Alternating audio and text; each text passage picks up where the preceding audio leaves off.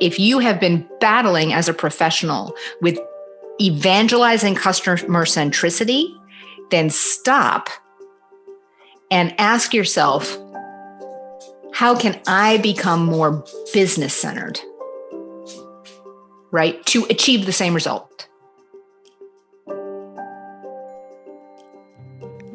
Welcome to the Human Insight Podcast, where we help you bridge the empathy gap to bring you a valuable, new understanding of some of the most innovative ideas and trends shaping the future of business and customer experience.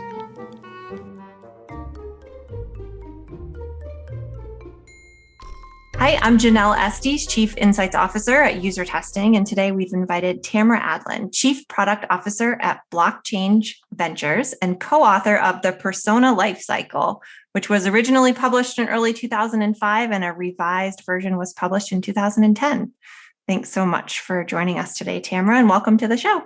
Thanks. Delighted to be here. Delighted to see you and talk to you again, Janelle. We're so excited to have you on. Tamara and I go way back, and we've both had some interesting career paths and journeys, but yours specifically from University of Washington Tech Communication to Seattle startups to Akamai and Amazon to owning your own firm to now at Blockchange Ventures and still consulting. So can you share your story with us?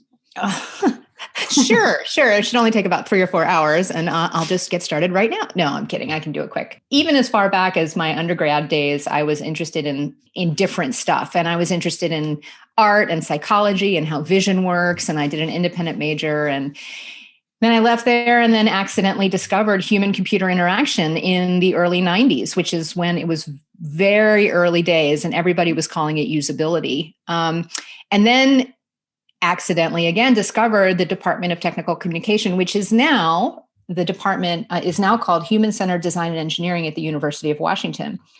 And I didn't know anything about technical communication or anything, but I went there and talked to them and they were like, yep, you're one of us. And I was like, okay. So I went there, got my degree, and then got really interested in startups. And the way I ended up at Akamai was I was working for an early stage Seattle startup that was called MetaBridge and then called NetPodium. And it was actually a very early version of what we use in software like Zoom and WebEx and things like that. Anyway, it got bought and then bought again. So that was Akamai. And then I went to Amazon and then decided after the book was published that I wanted to do independent consulting from the outside for a very important reason, which is I think that's the way I can do my best work and help companies most effectively is to try to untangle some of the internal stuff that can't be untangled from the inside. Yeah, that's really, really interesting and fascinating. And I agree. There are some challenges that can only be untangled from the outside, as you put it. You're currently CPO at Blockchange Ventures. So can you tell us a little bit about that role? What do you do there? What is Blockchange Ventures? Well, so Blockchange Ventures was started by a guy named Kensei, who I've known since my Amazon days. He started Bluefly, which was one of the first sites selling off-price designer apparel, and he's been the serial entrepreneur ever since. And he collects people. He collected me. And I've helped with every startup he's been involved in. He got super excited about blockchain and eventually started Blockchange Ventures and wanted me to come on and help because he knows that customer centricity, understanding of the dynamics that can happen in startups, it's all valuable to him because he knows it can make a difference between a successful and unsuccessful company. So it's not a full-time role for me, but it's one that I take very seriously. And I do everything from, I've developed something that I call UX due diligence, which is if user experience problems are like 11 of the 20 top reasons startups fail, why aren't we doing UX due diligence along with technical due diligence, product market fit, and team? And there's a lot that a UX professional can assess out of an hour-long conversation with a startup founder and looking at their product and asking them how they designed it and how they intended to design it, all the way through workshops and consulting that I do, after they've signed on to be one of the portfolio companies. So it's really fascinating to me to look at that because I think not only do companies want to move towards being more customer-centric or user experience-centric, Ken is saying, well, I think venture capitalists and venture firms should really figure out a way to move that way too. I agree with him completely. And it excites me to think about that, to think about how can people make better decisions when they're investing and how can they support young companies better, to create products that are more successful because people love them.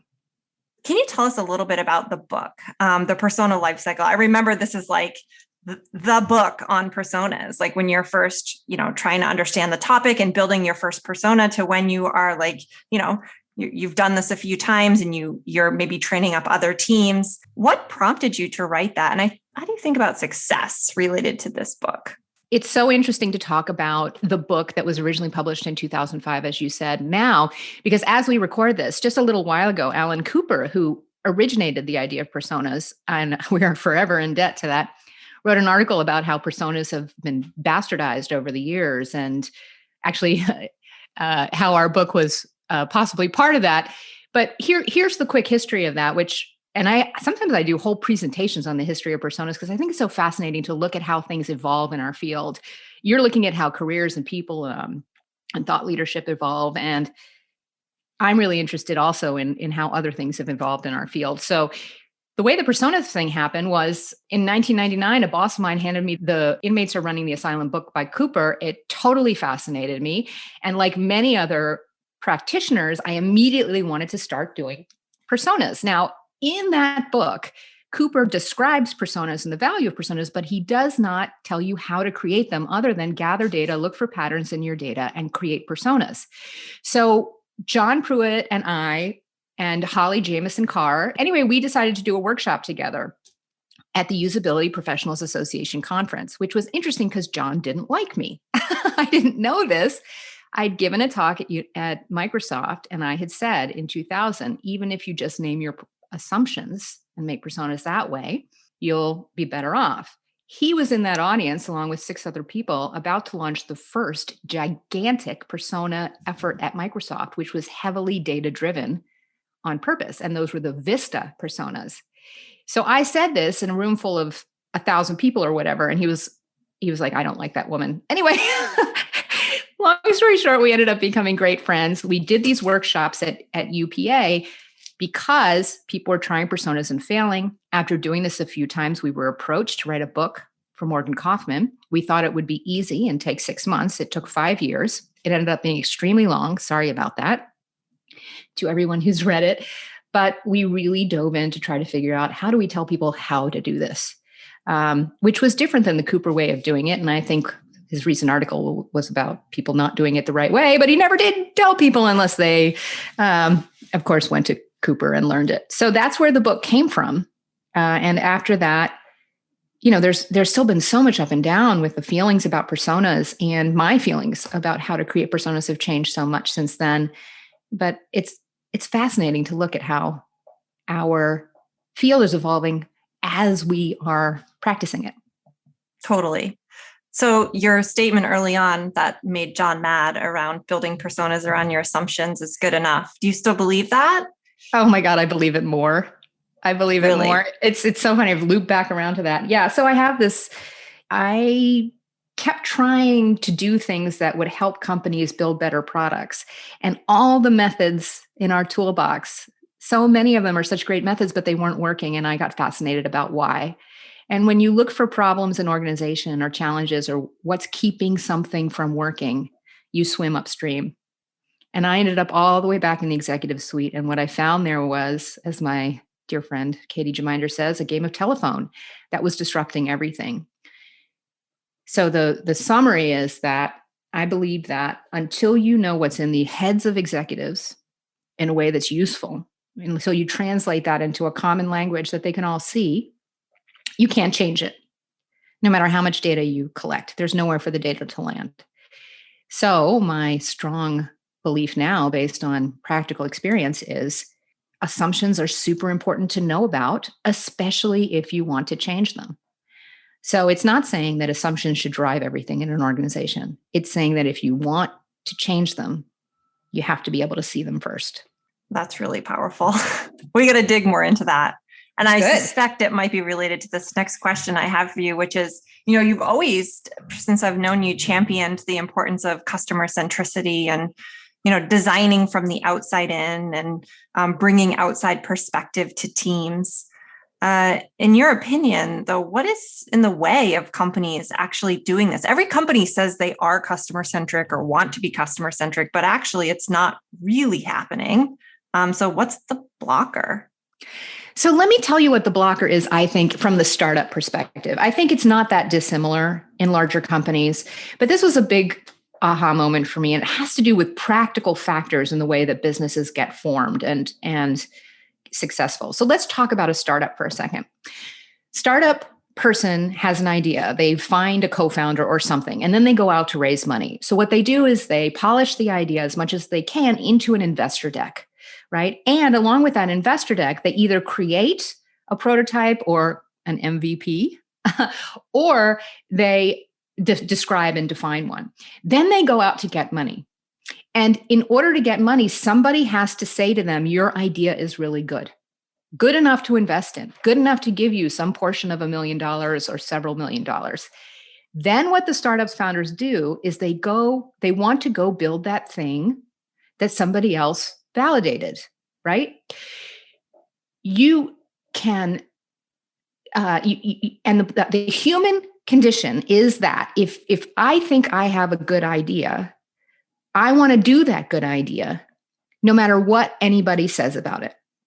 Okay, so let me give you a really powerful personal example that I have. Okay, so I have this fireplace in my house, and it's a very old house. It was built in 1919, and the fireplace smoked terribly. And so I thought, well, I'll get a gas insert. So I saved up my pennies and dimes, and I decided to get a gas insert in that fireplace. And there's two kinds. There's the kind that are like a fire, where it's open, and you can, if you wanted to, you could reach in and touch it. There's the other kind that's like a fire in a fishbowl, right? That's an insert. I decided I want it to be a real fire. I want it to be open. I want to be able to open it up and see the flames. I don't want a fire in a fishbowl. Every single person that I talked to said, do not do that. What's going to happen is it's going to make your house colder because you have to permanently open the flue because it's gas. And I'm like, no. You don't know what you're talking about. I'm sure that this is going to be great. It's going to be so much more aesthetically pleasing, blah, blah, blah. And they're like, I can't even tell you how many times we come and replace what you're asking for with the fire in a fish tank. And I was like, oh, you're crazy. I had it installed. It made my house colder. And 2 years later, I had to save my pennies and dimes again to get a very expensive replacement. And now I'm much happier with it because it doesn't make my house colder. No one could say, there was all sorts of data everywhere. Anywhere I looked on the web, it was telling me, don't do this. I did it anyway because I wanted that thing. I had it in my head. It's no different for a startup founder, especially if they've gotten the validation of somebody writing them a check for $1 million. They want to build the thing that's in their head. And until they do that, or until they see the ramifications of doing that, you can't convince them otherwise. And when you look at it that way, I love these sort of moments of seeing something like, oh yeah, that's just human. It has nothing to do with data. It has nothing to do with the laws of customer centricity. It has to do with the fact that somebody was given a lot of money for an idea that they already think is good. Yeah, that certainly makes a lot of sense. So then they create it, right? And they launch it. And then maybe it gets a little traction, right? It probably gets a little bit of traction or some traction. There's still things wrong with it. And here's what happens then. The idea behind an MVP, an agile design, is that you do quick throwaway code, right? And you do these tests and you essentially are supposed to throw them out and start over. I mean, that's kind of a extreme way of putting it. But instead, what happens is they launch that MVP, they get a little bit of traction, and maybe they do that even before they get money. Now they have investors. They cannot throw away that traction. So they end up, if they've created an MVP that is agile, it means that it's rather rickety and it's there to prove a business case. Well, now they have traction, which means now they have all sorts of pressures on them to build on top of that rickety thing. So the reality is that I call this the catch-22 of the MVP, and I have to write this up as an article. Everybody launches an MVP, and then it's nearly impossible to throw it away. So by definition, startups are building skyscrapers on top of bamboo and chewing gum foundations, because that's the way we've built the company creation process and the way that impacts the engineering and quote, air quotes, do it the right way process. That's the reality, in my opinion. If we take that and kind of think ahead to, say, a startup is successful, they grow, they become much bigger than a startup.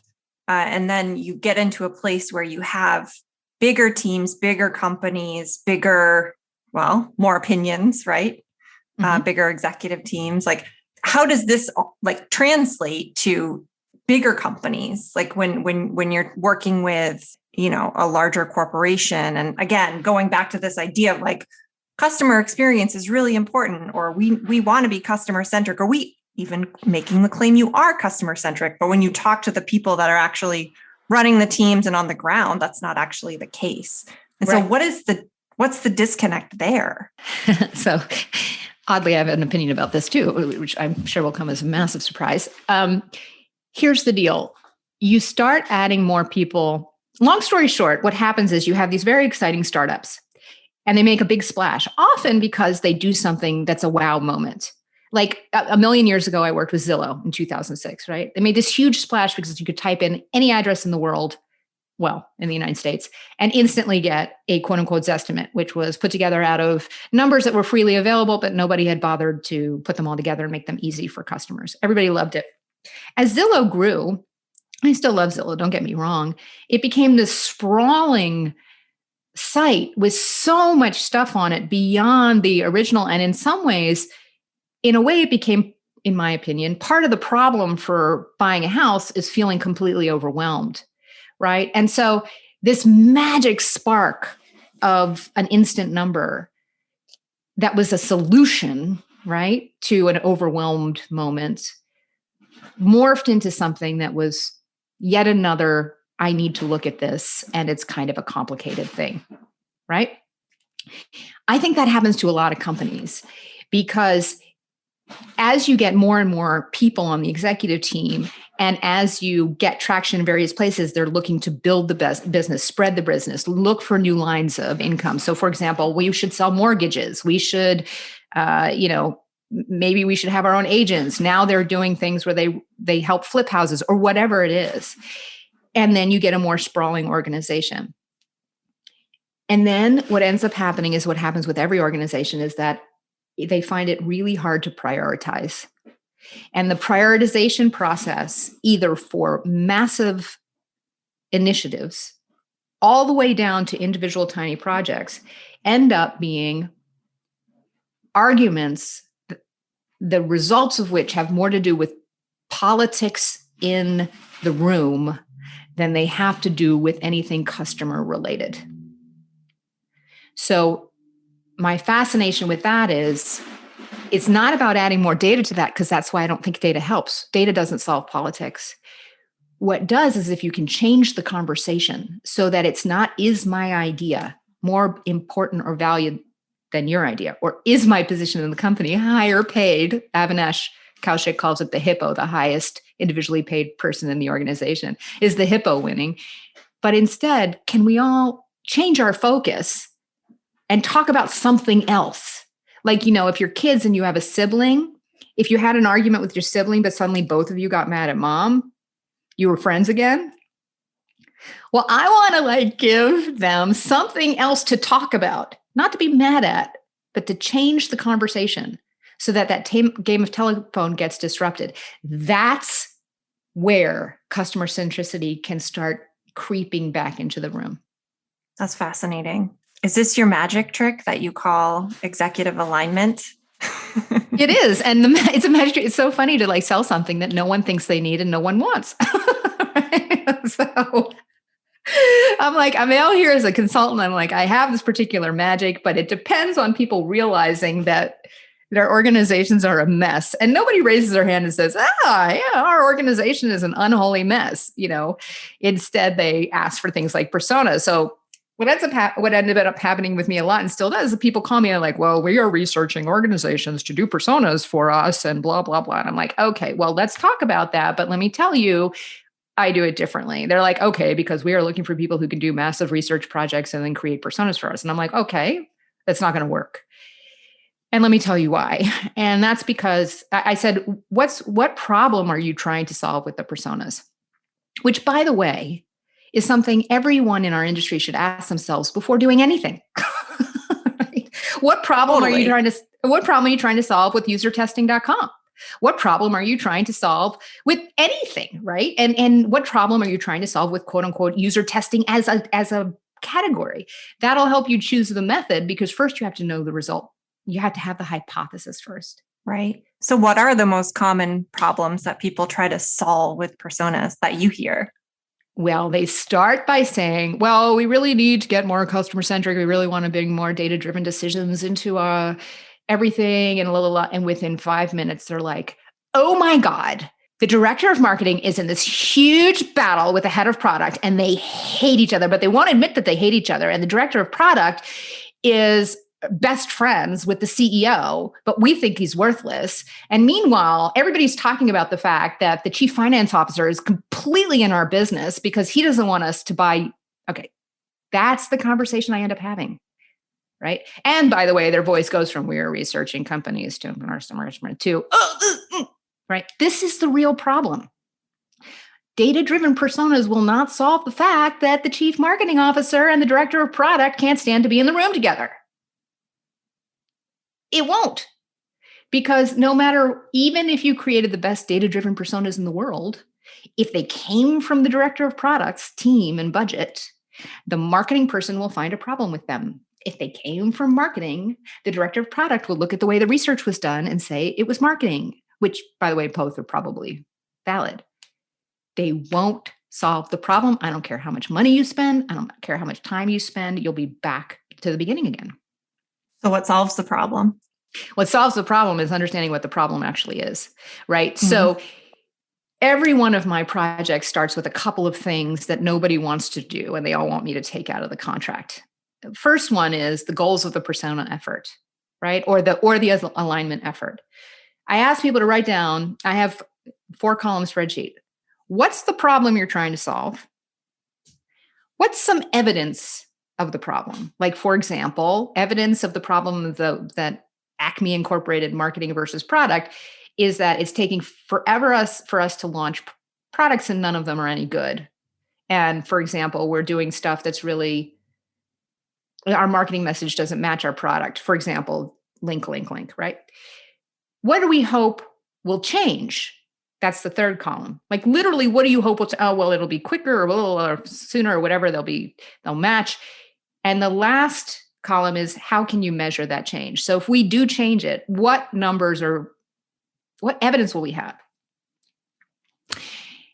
And the other thing that I do first is I say that we're going to articulate the business goals, the metrics for success for the project that we're talking about. So not necessarily for the persona effort, but if we're redesigning the flim-flam widget of the Jollygig machine, what needles do we have to move and by how much? They all tell me, take that out because we already have those. I ask them to send them over and I never get them because business goals don't exist.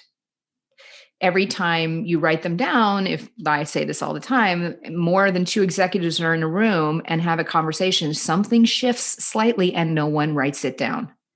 So everyone thinks their business goals are super clear. I had like kind of a knockdown, drag out fight with a CEO of a business that I worked with once. He was adamant that everybody was clear on their business goals. Everyone. It was a huge meeting. And like he was getting pissed. After the meeting, 4 people walked up to me and pulled me aside and said, oh my God, I'm so glad you brought that up because we have no idea.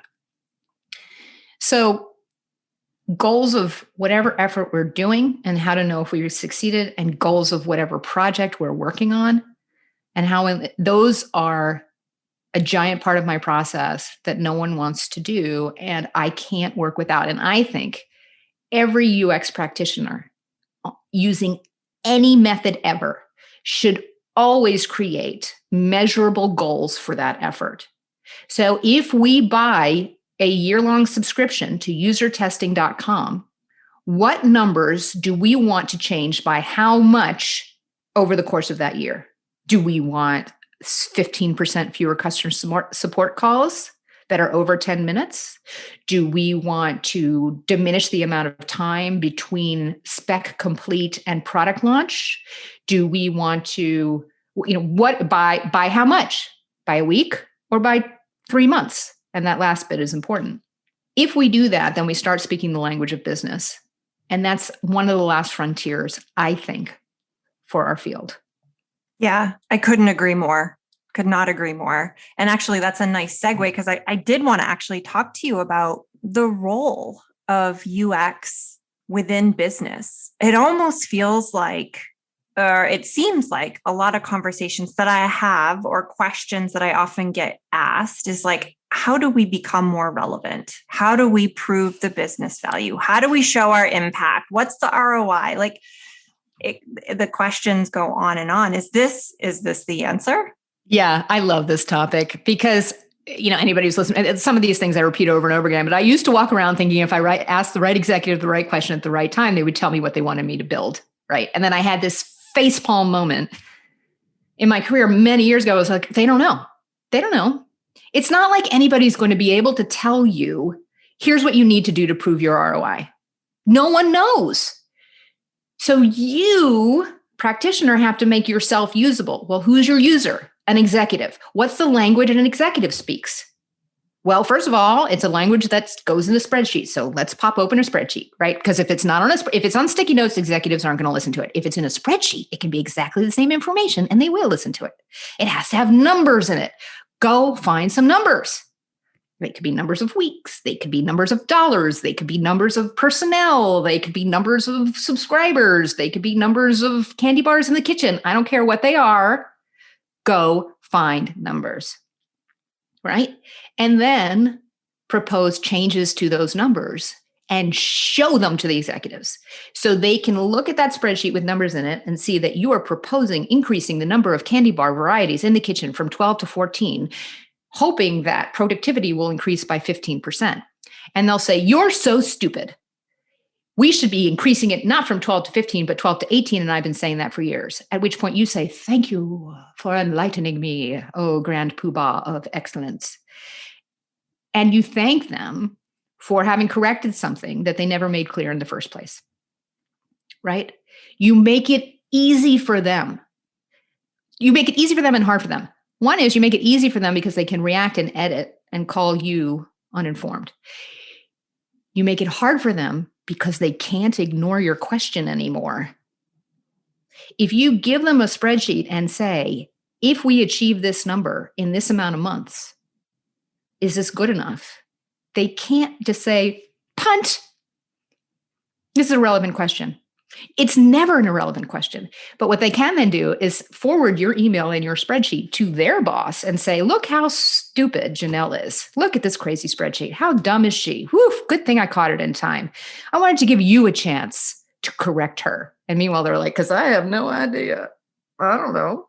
And I don't want to make a guess because what if I'm wrong? This is my magic secret sauce. And it's not me alone, but I love trying to find what's the stuff that we're forgetting about being human in all of this. What we're forgetting about being human is that getting promoted does not make you magically able to create ROI reports. When do you learn that? I don't know, right?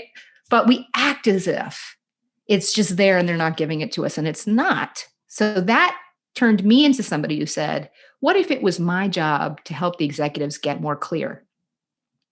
And that's then trying to package that and say, well, the value here is executive alignment. And changing the name, the same method was called ad hoc personas. I now call it alignment personas because that word wasn't helping. The ad hocness of them was not the part that was valuable. The result was what was valuable. So sometimes even just changing that vocabulary. Yeah, alignment sounds a lot safer than ad hoc. That's for sure. I know. Yeah. It's funny you bring up the spreadsheet. I once attended a training. It was with a sales trainer. And one of the things that he said has stuck with me to this day and helps me when I'm trying to navigate these similar situations or have in the past is individual contributors think in Word documents, executives think in spreadsheets. And I thought love that. It was just such a great way to think about how you relate to and show your relevance to people in different roles. Okay, so let's imagine that you're evaluating something that has multiple solutions, right? Maybe it's a personal one. I mean, we can all think about this for work, but let's imagine for work. Let's imagine a workplace is trying to decide whether they should change benefit providers, right? Now, someone who's probably pretty junior on the team is going to be assigned the task of comparing the vendors. And they are then going to create perhaps their first spreadsheet. They're not even a boss. They've been told by their boss to do that. And they're going to have to figure out, what are the vectors of comparison? What are the rows that I'm using to compare these different vendors?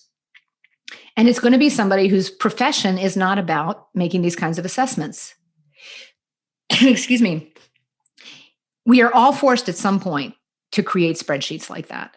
And we're really not trained how to do it. You know, one thing that I think would be magical, Progressive Insurance, for example, made a huge name for themselves by creating that spreadsheet for you as an individual. They did it for you. I think all vendors of software, of solutions, should create the spreadsheet for the person. So no matter what you're selling, what if you did the compare, not just the check boxes on the marketing site, but the numbers? If you have $10,000 or you have 50 users or whatever, I mean, they're going to find it, right? It's just going to be hard.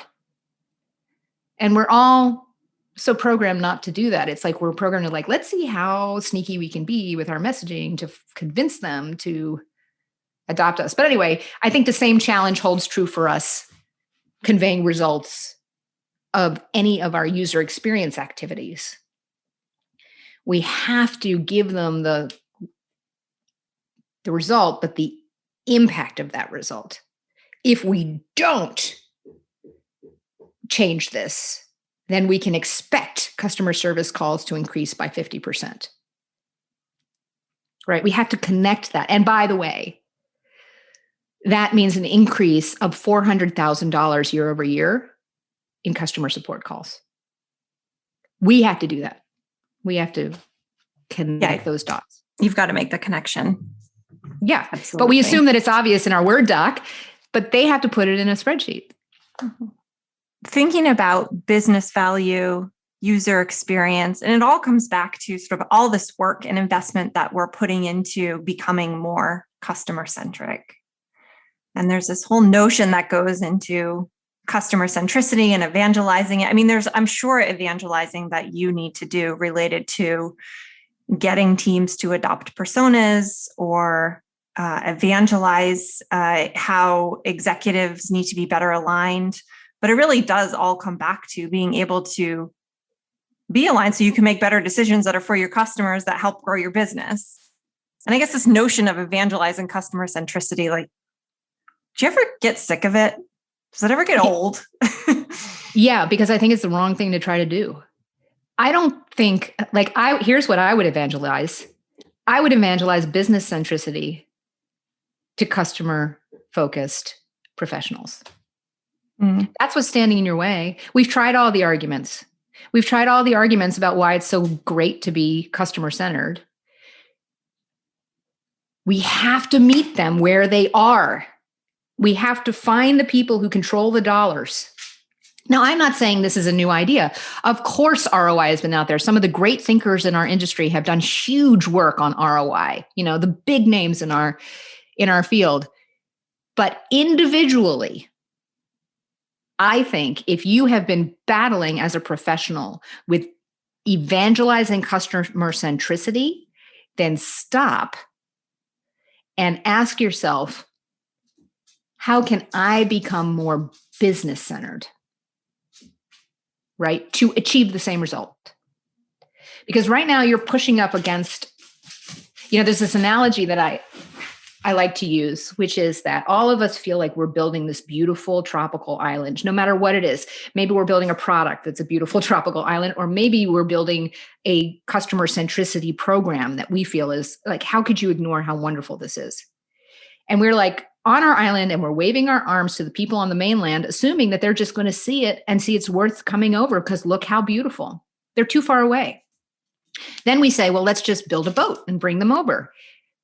That's too much of an ask on their part too. Get on a boat, travel all the way from home over to this thing that's not proven yet. Instead, we have to build stepping stones all the way from our island to the mainland. Not only that, we have to walk back over ourselves and take their hand and take them to the first stone, second stone, third stone, fourth stone. We have to do the work to get them to the island. We are not doing that. We just keep saying, how can we make the island prettier? It's never going to, how can we make the boat bigger? How can we, that's not going to help us as much at this point. Yeah, it's almost like we fundamentally break the rule that we are always talking about, which is know your user, know your target audience, know who you're talking to. Yes, I'm waving their dialogue. That's right. Our users are business people.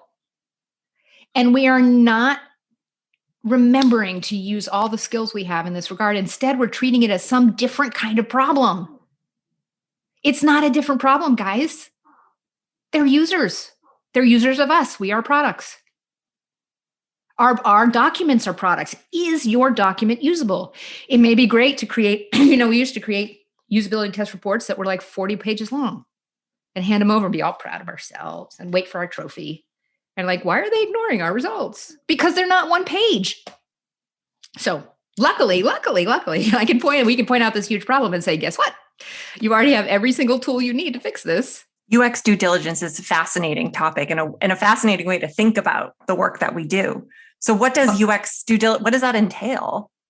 I need to write up my little article on that. But, if a senior UX person goes in and talks to a startup team, they can immediately sniff out how well that senior team understands how do you design a great product. Because startup founders are often 24-year-old white men. Now it's getting more diverse. Thank heavens and all that's above. But young people who have been told that they're a genius tend to think they know how to do everything. And they tend to think, well, we can also design products faster and better than any of the old people can. And nothing that experience can tell us is valuable.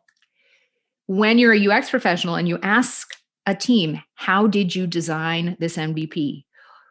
Who on your team is a designer and what does that mean to you? What is your budget over the next year with respect to UX? No, not just a logo designer, UX, right? Oh, and if you hear something like, we hope to hire one more front-end engineer in the next 18 months, you know that they're going to have a problem. Things as simple as that indicate a huge issue, which is that after they release their first product or whatever, they're going to be in for a world of hurt. Now, investors may or may not care about that, but there are so many startups that have to undergo super expensive, millions of dollars, complete overhauls in 18 months. And it's pretty easy to spot which ones those are going to be. Yeah, that's really interesting. Really, really interesting. Because you also see the startups that have this ingrained from the very beginning, where in fact, they don't even actually have a UX team. It's just part of what they do. Right. So everybody is, engineers are asking, when are we doing the user testing? If that's the case, great. That's very different than, especially in brand new technologies like blockchain. So what I say about that is these are people who think they can reinvent money, and they can. So they also try to reinvent the software development and design process, because why not? It's got to be quicker, easier ways. And I'm like, well, even if you could, pick one. Just pick one, because it's enough to redesign money, isn't it? And there are ways to make this make sense to people that can help you. But if you're hearing a certain amount of frustration in my voice, it's because there's a certain amount of frustration in my voice. We're having to revisit arguments that we haven't made since 20 years ago. Like arguments like, no, you can't just copy the design of Google Drive. And if you have an hour, I'll tell you why. Yeah, I love it. Well, I don't love it. It actually is very scary. It's like all this progress that we've made, right? And it's our job our job to fix it. Like I've been whining about it. And then I was like, oh, Tamara, you can't whine about it. You have to take your own medicine and figure out how to fix it. Mm-hmm. In some cases, that means absenting myself. There are some, I'm really confident and really good. And I got knocked off my confidence hardcore for like 18 months because I ran into some of these blockchain startups that told me they didn't find my insights valuable at all. And I was like, I was knocked sideways. And if I can be knocked sideways professionally, I'm easy to knock sideways personally, but professionally, it's pretty hard to do it. And one of the things I realized was there are some companies that are not ready yet, and I cannot argue my way or help my way into them seeing the value of what I do until they fail once the first time. And now we have looped back around to the beginning of our conversation where I said that if an executive thinks something should be built or designed a certain way, they have to see it that way first. A lot of these guys have to install the gas fireplace that's going to make their house colder before they are ready to talk to me. And I am not interested in arguing them for 7 hours about they're making the wrong decision. It's not going to help. It's like trying to teach a pig to sing. It not only wastes your time, it annoys the pig. One of my favorite quotes. That's funny. I like that one too. All right. So now we're going to move into our lightning question round. So starting with the sound effect? Is there a sound effect? We should actually. You can use that one. Nathan's like, I don't need your help designing this thing.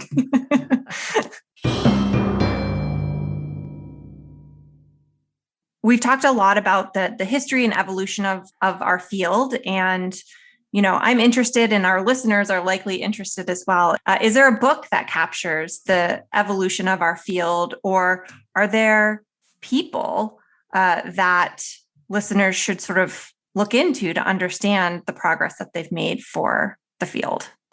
Well, there are two things I want to mention. One is an amazing book called User Friendly, and it's by Cliff Kwang and Robert Fabricant, and I love it so much. The other thing I want to mention is I did a project back in 2006, 2007, and it's published on uxpioneers.com. I realized that everyone in our field was a weirdo. And it started from a non-UX background because there was no UX background. So I started to do interviews with some of the amazing pioneers in our field, and I recorded them and I transcribed them. So far, there's only about 18 of them up there, and I have another 18 that I have to publish. I have to find someone to help me edit those, but that's available to anyone, anytime. And that's a fun place to go and look at what every interview starts with. What's the first thing you remember fascinating you? And we go from there to how did you help to create the field of user experience? Love it. I have to check those out. And I have read that user-friendly book. That's a great one. Oh my gosh. I loved it so much. It's so full of sticky notes now that I can't even close it. So if you're anything like I am, I tend to overanalyze every possible interaction I have with technology or the world around me. My husband always teases me because I can't take you out in public because you're just constantly critiquing things. But I also notice great experiences, and I'm sure you do as well. So is there a recent great experience that you've had? I was lucky enough to get my first COVID vaccine. And actually, when I physically went there, we had to all wait outside in a long line, and it happened to be raining, and I looked like a drowned rat by the time I got inside. But when I got inside, it was beautiful. It was so well organized and such a well-oiled machine that it almost made me cry, because it was humans. It was humans doing that. Sure, there were technology behind it, but your experience was not of technology, clicking on kiosks. Your experience was of someone helping you in the door, of helping you stay 6 feet apart, of taking your temperature, of going to the first set of booths where you checked in, then the next set, then a short wait, and then a shot, and then being observed. It was so human, and it was perfect.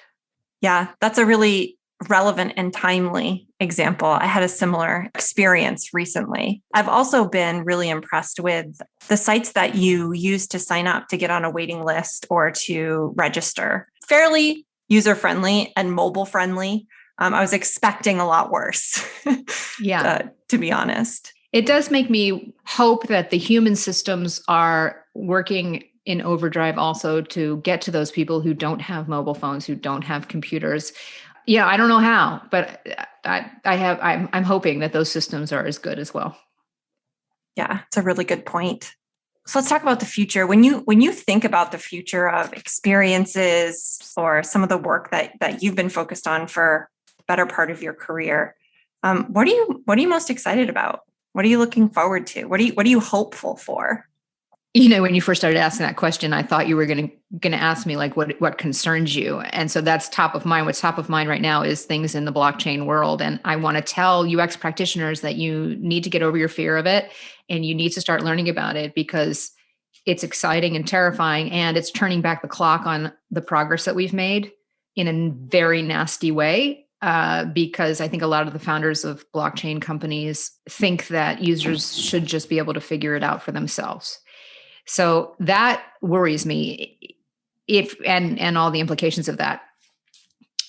What excites me for the future is that are things like that human system of once you arrive at getting your COVID shot, that the fact that we can still do stuff like that, and that it's obviously technology supported, but the experience is not technical.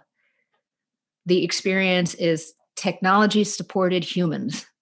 That excites me. All right. Awesome. Thank you so much, Tamara, for joining us. This has been really insightful and fun and great to reconnect with you. Well, it's an honor to talk to you and to be on this show. Thank you so much.